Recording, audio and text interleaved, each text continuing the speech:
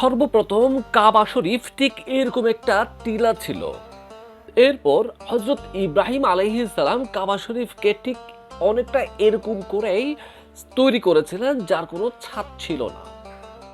তখন কাবা শরীফের দুটি দরজা ছিল, একটি দিয়ে বের হওয়া হতো, অপরটি দিয়ে প্রবেশ করা হতো।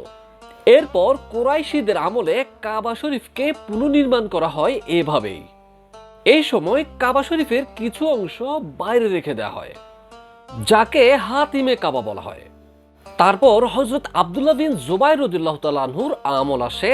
তিনি কাবা শরীফকে ঠিক সেভাবেই পুনর্নির্মাণ করেন, যেভাবে কাবা শরীফ হযরত ইব্রাহিম আলাইহিস সালাতু ওয়াস সালামের আমলে ছিল। তখনও কাবা শরীফের দুটি দরজা ছিল।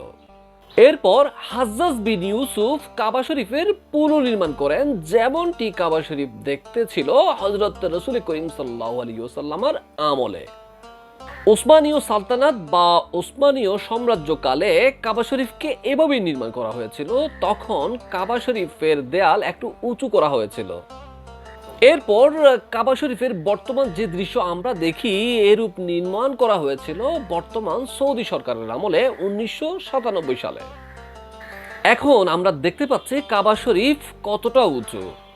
কাবা শরীফের উচ্চতা 15 মিটার, যা ওসমানীয় সাম্রাজ্য কালেই উঁচু করা হয়েছিল। আজও কাবা শরীফ ঠিক এরকমই আছে।